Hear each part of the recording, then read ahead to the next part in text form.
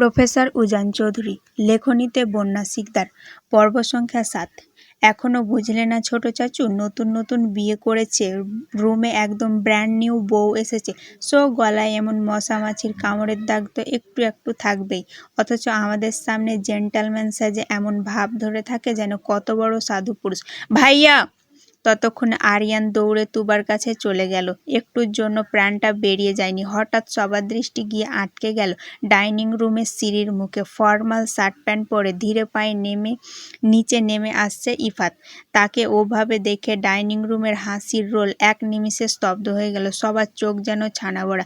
যে ছেলে প্রতিদিন দুপুর 12টা কিংবা 1টার আগে ঘুম থেকে চোখই মেলে না, সেই কুঁড়ে ও ছন্নছাড়া ছেলেটা আজ সকাল 8টার মধ্যে নিজে থেকে ঘুম থেকে উঠে একদম রেডি হয়ে নিচে নামছে, এটা যেন কারো বিশ্বাসই হতে চাইছিল না। ইফাত অবশ্য কারোর দিকে ফিরেও তাকালো না। সে সোজা ডাইনিং টেবিলের দিকে এগিয়ে গেল, যেখানে তার মা ইমরোজা চৌধুরী সকালের নাস্তা সার্ভ করছিলেন। ইফাত টেবিলে গিয়ে কোনো কথা না বলে হঠাৎ করে নিচু হয়ে মায়ের পা ছুঁয়ে পরম শ্রদ্ধায় সালাম করলো। তারপর পাশে দাঁড়ানো বড় আম্মু অর্থাৎ আরিয়ান উজানের মা মৌসুমী চৌধুরীর পা ছুঁয়েও সালাম করলো। আকস্মিক এই কাণ্ডে দুই মায়ের কেউ তড়িঘড়ি করে পিছিয়ে যাওয়ার সুযোগ পেলেন না। ইমরোজা চৌধুরী ছেলের এমন অভাবনীয় পরিবর্তনে চোখ দুটো মুছলেন, তারপর পরম মমতায় ছেলেকে বুকের মাঝে জড়িয়ে ধরে মুচকি হাসলেন। পাগল ছেলে আমার, এভাবে হুট করে পা ছুঁয়ে সালাম করতে নেই আব্বা, এতে পাপ হয়। ইফাত মায়ের বুক থেকে মাথা তুলে মায়ের দুই হাত নিজের হাতের মুঠো নিয়ে অত্যন্ত নরম স্বরে বলল, কে বলেছে তোমায় এই ভুল কথা আম্মু? যে মায়ের পায়ের নিচে সন্তানের বেহেশত লুকিয়ে থাকে, সেই পুণ্যবান পায়ে সালাম করা যদি পাপ হতো, তবে আল্লাহ তাআলা কখনোই মায়ের পায়ের নিচে সন্তানের বেহেশত লিখে দিতে পারতেন না। তুমি আমার মা, আমার আম্মু, আমার জন্মদাত্রী জননী। ছেলের মুখ থেকে এমন পরিণত ও সুন্দর কথা শুনে ইমরোজা চৌধুরীর চোখ দুটো আনন্দে কানায় কানায় ভরে উঠল।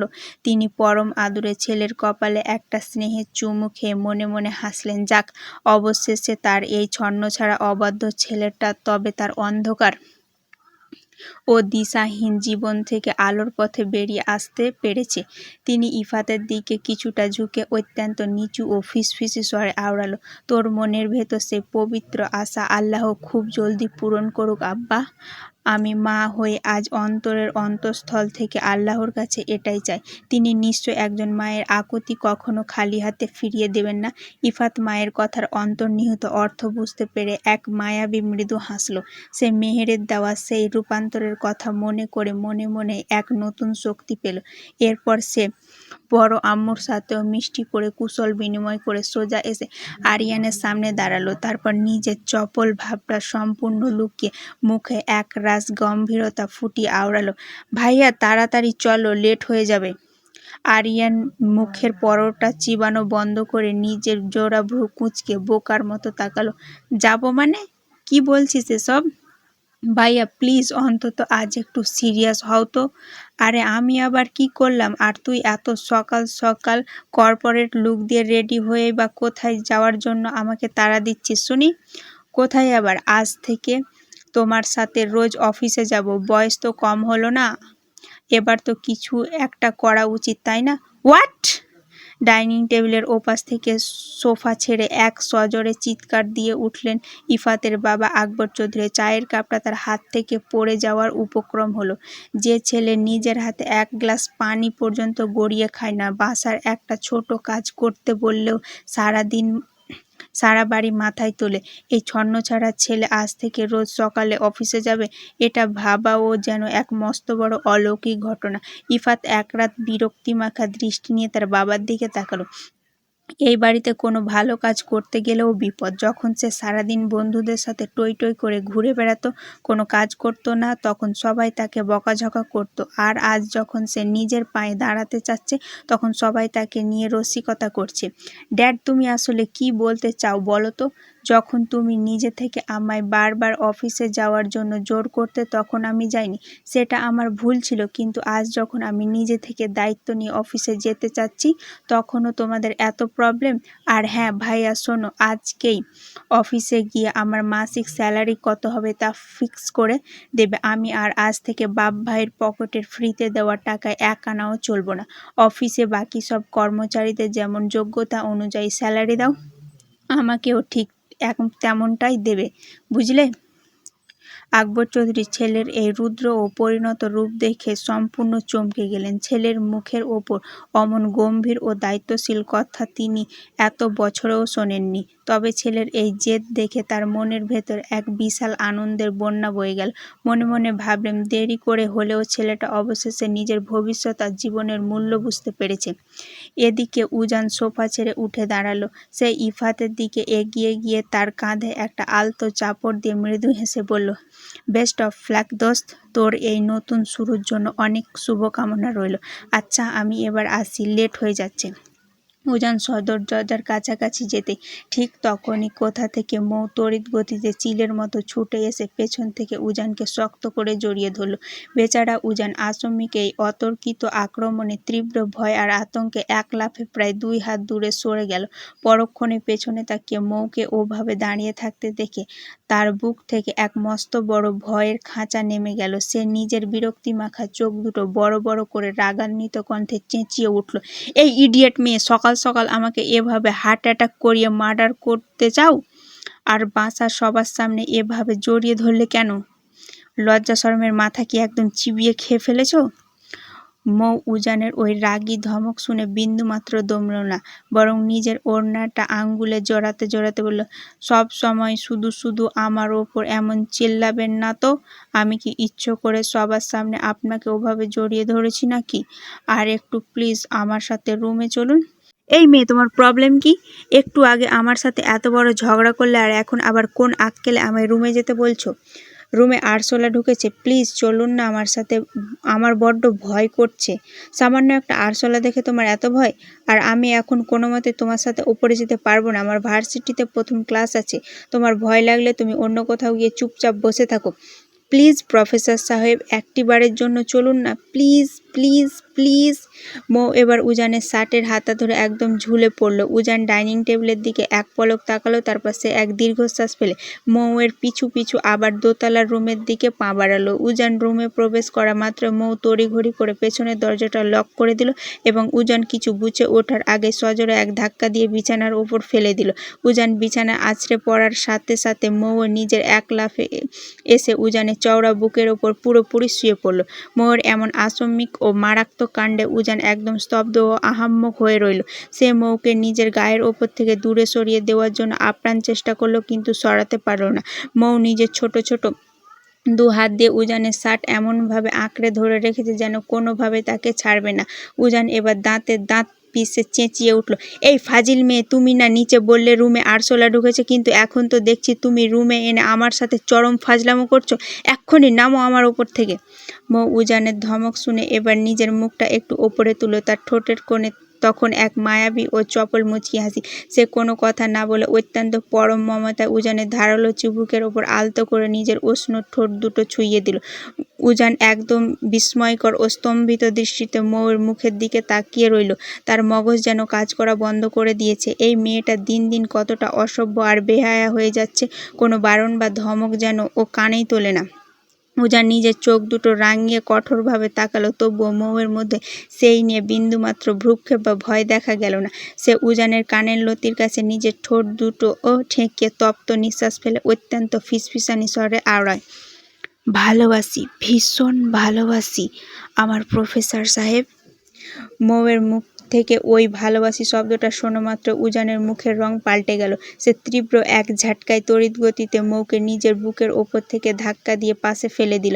উজান এত জোরে ঝাটকাটা দিয়েছিল যে মৌ সামলাতে না পেরে বিছানা থেকে ছিটকে সোজা শক্ত মেঝের ওপর আছড়ে পড়ল। আর মেঝের কোণে আঘাত লাগা মাত্র ব্যথায় কোঁকানি দিয়ে গুঙড়ে উঠল সে। মৌয়ের এই যন্ত্রণায় কাতর কণ্ঠস্বর শোনা মাত্র উজানের ভেতরে সমস্ত রাগ আর জেদ কর্পূরের মতো উবে গেল। সে তীব্র এক অনুশোচনা বুকে নিয়ে তড়িঘড়ি করে বিছানা থেকে নেমে মেঝের ওপর মৌয়ের সামনে হাঁটু গেড়ে বসল। নিজের 2 হাত দিয়ে মৌয়ের গাল দুটো ছুঁয়ে আকুল স্বরে বলে উঠল, আই এম রিয়েলি সরি পিচ্চি। আমি সত্যি বুঝতে পারিনি যে তোমার ধাক্কাটা এত জোরে লাগবে। অনেক বেশি লেগেছে তাই না? কোথায় লেগেছে আমায় দেখাও। এই বলে উজান আর কোনো কথা না বাড়িয়ে মৌকে নিজের পাজা কোলে তুলে নিল এবং বিছানার ওপর সাবধানে বসিয়ে দিল। উজান অত্যন্ত উগ্রীব ও ব্যাকুল হয়ে মৌয়ের হাত পা ভালো করে পরীক্ষা করতে লাগলো, মেয়েটা কোথাও বড়সড় আঘাত পেল কিনা। ঠিক তখনই তার তীক্ষ্ণ চোখ দুটো আটকে গেল মৌয়ের ডান পায়ের গোড়ালির ওপর। সেখানে একটা বড় নীলচে কালশিটের দাগ পড়ে আছে, যা দেখে স্পষ্ট বোঝা যাচ্ছে কোনো জায়গায় মারাত্মক হোঁচট খাওয়ার কারণে এমনটা হয়েছে। উজান এবার অত্যন্ত রাগান্বিত ও উগ্রীব কণ্ঠে আওড়ালো, স্টুপিড একটা গার্ল!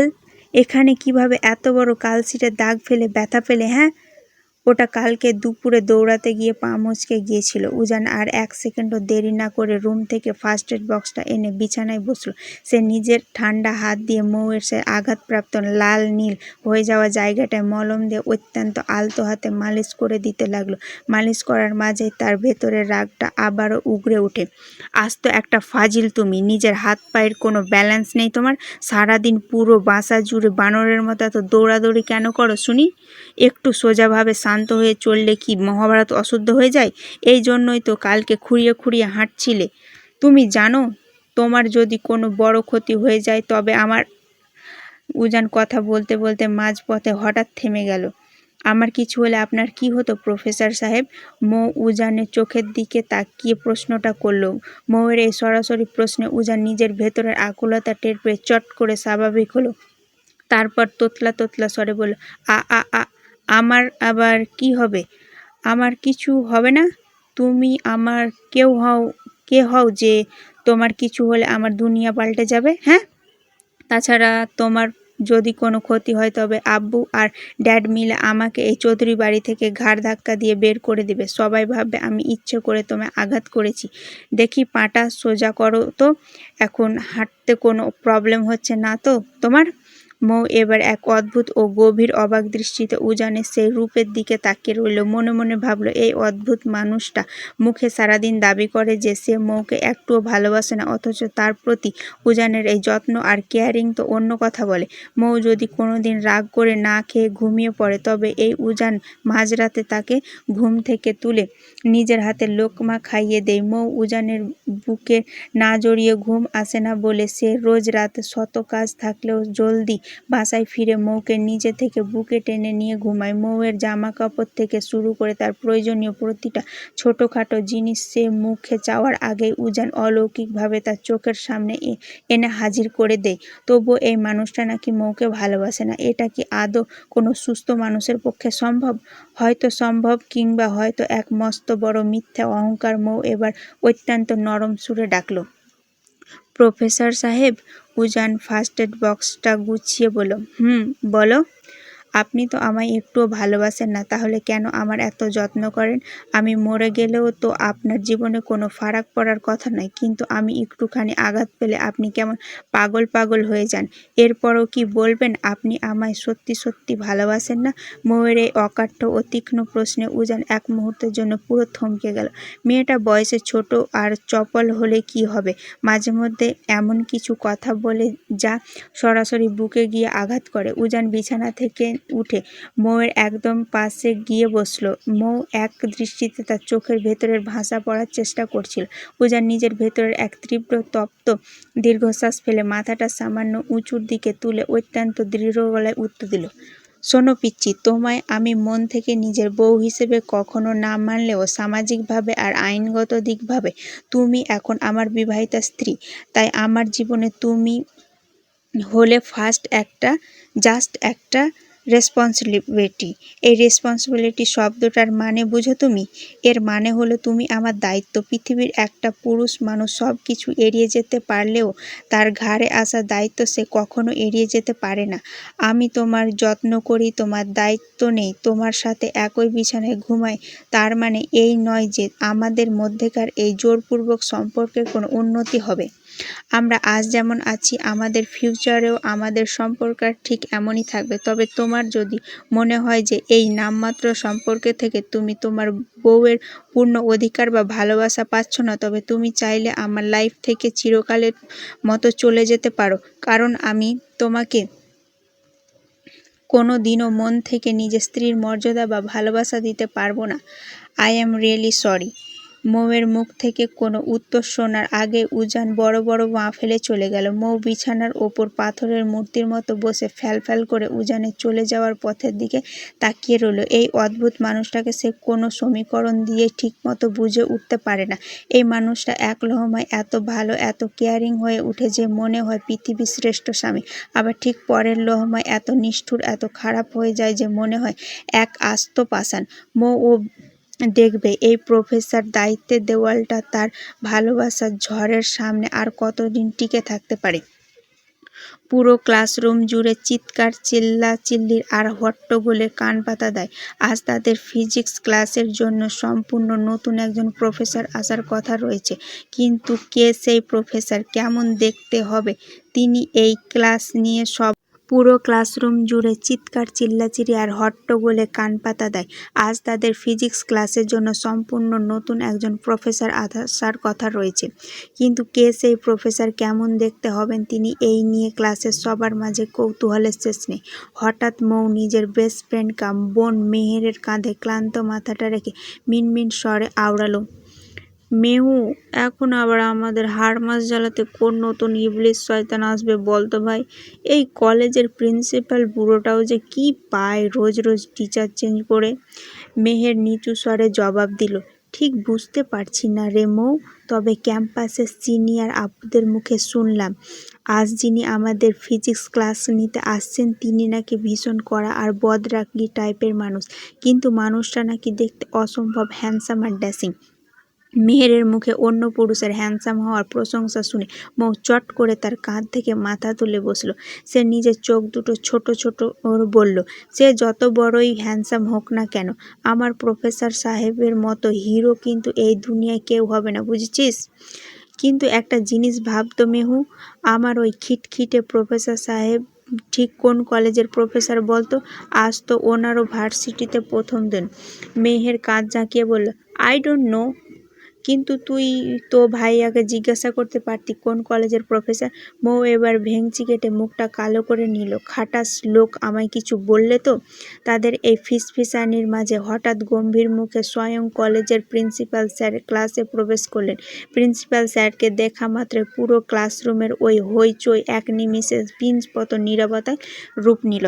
সব স্টুডেন্ট একসাথে তড়িৎ গতিতে দাঁড়িয়ে পরম শ্রদ্ধায় সমস্বরে বলে উঠল, good morning sir, how are you? Principal sir নিজের গম্ভীর মুখে খানিকটা কৃত্রিম হাসি ঝুলিয়ে দুই হাত তুলে সবাইকে বসার ইশারা করে আওড়ালেন, good morning, sit down everybody. তবে সত্যি কথা বলতে আমি তোমাদের ওপর আজ বিন্দুমাত্র খুশি নই। এই বিগত কয়েক মাসের ভেতর তোমাদের এই সেকশনের জন্য আমাকে পুরো 6 জন ফিজিক্স টিচার চেঞ্জ করতে হয়েছে। তোমরা এই ক্লাসের স্টুডেন্টরা সবাই এত বড় মাপের ফাজিল আর বেয়াদব যে তোমাদের যন্ত্রণায় কোনো টিচার এই ক্লাসে টিকতে চায় না, সবাই ইস্তফা দিয়ে চলে যায়। প্রিন্সিপাল স্যার একটু থামলেন, তারপর ক্লাসের সবার দিকে এক কড়া দৃষ্টিপাত করে আবার বলতে লাগলেন, অবশেষে একজনকে অনেক অনেক রিকোয়েস্ট করার পর তিনি তোমাদের এই ক্লাসের দায়িত্ব নিতে রাজি হয়েছেন। অবশ্য বলে রাখা ভালো, তিনি ইন্টারমিডিয়েটের কোনো ক্লাস নেওয়ার জন্য এই কলেজে জয়েন করেননি। তিনি মূলত অনার্সের গোল্ড মেডেলিস্ট প্রফেসর, কিন্তু আমার ব্যক্তিগত অনুরোধে তিনি তোমাদের ফিজিক্সের বেসিক ঠিক করতে রাজি হয়েছেন। তবে এখন তোমাদের নিয়ে আমার বড্ড টেনশন হচ্ছে, কারণ আজ যিনি তোমাদের সামনে আসছেন তিনি বড্ড কড়া ধাতের মানুষ, ওনার মুখের কথার চেয়ে হাতের অ্যাকশন বেশি চলে।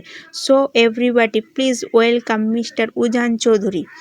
উজান চৌধুরী নামটা প্রিন্সিপাল স্যারের মুখে শোনা মাত্র মৌ আর মেহেরের চমকে উঠল। তারা তীব্র এক ধাক্কা খেয়ে চোখ বড় বড় করে একে অপরের মুখের দিকে তাকালো। মেহেরের হাতের কলমটা হাত থেকে ফসকে নিচে পড়ে গেল। ঠিক সেই মুহূর্তে গাম্ভীর্য নিয়ে ক্লাসরুমে প্রবেশ করল উজান। আর সাদা শার্ট আর ফর্মাল প্যান্টে তাকে দেখতে এতটাই ড্যাশিং আর অসম্ভব সুন্দর লাগছিল যে ক্লাসের প্রতিটা মেয়ে স্টুডেন্ট এক পলকে তার দিকে হাঁ করে তাকিয়ে রইল। পুরো ক্লাসের মেয়েদের চোখ যেন আজ উজানের ওপর গিয়ে একদম আঠার মতো আটকে গেল। প্রিন্সিপাল স্যার উজানের কাঁধে হাত রেখে নিচু স্বরে সিলেবাস নিয়ে কিছু সময় কথা বললেন এবং উজানকে ক্লাসের দায়িত্ব বুঝিয়ে দিয়ে ঘর থেকে বেরিয়ে চলে গেলেন। উজান ক্লাসের পোডিয়ামের সামনে দাঁড়িয়ে অত্যন্ত নিজের চোখের সানগ্লাসটা খুলল। তারপর ক্লাসের স্টুডেন্টদের দিকে তাকিয়ে তীক্ষ্ণ দৃষ্টিটা দিল। সাথে সাথে সে নিজেও তীব্র এক শক খেয়ে একদম পাথরের মতো স্তব্ধ হয়ে গেল। ক্লাসের ঠিক মাঝখানের বেঞ্চে বসে আছে তার ঘরের বউ মৌ মহাশয়া, যে নিজের বড় বড় হরিণী চোখ দুটো মেলে তার দিকে তপ্ত চোখে তাকিয়ে আছে। উজান নিজের অজান্তে একটা ঢোক গিল। মৌ যে এই কলেজে পড়াশোনা করে তা উজান আগে জানত না। জানলে নেচে নেচে প্রিন্সিপাল স্যারের রিকোয়েস্ট অ্যাকসেপ্ট করে নিজের পায়ে নিজে কুড়োল মারতে আসতো না। এতক্ষণ বাড়ির বাইরে এসে একটু শান্তির নিঃশ্বাস ফেলবে বলে মনের ভেতর যে আনন্দটুকু ছিল, এখন এই ক্লাসরুমে বউ নামক মোস্ট ডেঞ্জারাস মেয়েটাকে নিজের স্টুডেন্ট হিসেবে দেখে উজানের গলার জল নিমিষে শুকিয়ে কাঠ হয়ে গেল। আর ওদিকে মৌ নিজের গাল দুটো রাগের রসগোল্লার মতো ফুলিয়ে হাত দুটো বুকের ওপর আড়াআড়িভাবে বেঁধে বরের দিকে চোখ রাঙিয়ে বসে রইল। মনে মনে ভাবল, এই খাটাস লোকটা তাকে মনে মনে একটুও ভালোবাসে না। তা তো সে ভালো করেই জানে, কিন্তু তাই বলে কি নিজের বিবাহিত বউকে এত বড় একটা কথা লুকিয়ে যাবে? তারই কলেজে ফিজিক্স প্রফেসর হিসেবে জয়েন করতে আসছে, অথচ তাকে একবারের জন্য মুখ ফুটে তাকে বলল না? এত বড় ধোঁকাবাজ লোক তো দুনিয়ায় দুটো নেই। পুরো ক্লাসের এই স্তব্ধতার মাঝে মেহেরও নিজের ঘোর কাটিয়ে উঠল। সে চরম বিস্ময় নিয়ে পাশে বসা মৌয়ের পাঁজরে নিজের কনুই দিয়ে একটা জোরালো খোঁচা মারল। তারপর উজানের দিকে হাঁ করে তাকিয়ে থাকা মৌয়ের কানের কাছে মুখ এনে অত্যন্ত ফিসফিসানি স্বরে জিজ্ঞাসা করল, মৌ ভাইয়া এখানে কি করছে? মৌয়ের মুখে ভাষা যেন এক নিমিষে হারিয়ে গেছে। সে এখনো নিজের বড় বড় চোখ জোড়া মেলে অবিশ্বাস্য দৃষ্টিতে সামনের পোডিয়ামে দাঁড়িয়ে থাকা উজানের দিকে তাকিয়ে আছে। এরই মাঝে উজান নিজেকে দ্রুত স্বাভাবিক করে নিল। ক্লাসের বাকি মেয়েদের হাঁ করে তাকিয়ে থাকা আর মৌয়ের ওই বোকা বনে যাওয়া মুখ দেখে সে নিজের ঠোঁটের কোণে এক চিলতে চতুর ও মুচকি হাসি ঝুলালো। তারপর ডাস্টার আর চকটা টেবিলের ওপর রেখে অত্যন্ত গাম্ভীর্যপূর্ণ ও ভরাট গলায় বলতে লাগলো, হাই এভরিবডি, আমি তোমাদের নিউ ফিজিক্স টিচার উজান চৌধুরী। আজ যেহেতু তোমাদের সাথে আমার ফার্স্ট ক্লাস, তাই আমি সরাসরি পড়ালেখায় যাব না। আমি চাই আজ সবাই সংক্ষেপে নিজেদের একটা ফর্মাল পরিচয় দাও। কথাটা শেষ করে উজান প্রথম বেঞ্চের কর্নারে বসা মেয়েটির দিকে নিজের ধারালো ও তীক্ষ্ণ দৃষ্টি নিক্ষেপ করল। মেয়েটিকে উদ্দেশ্য করে সে এক ভ্রু উঁচিয়ে অত্যন্ত পেশাদার কণ্ঠে বলে উঠল, hey girl, stand up. What is your name?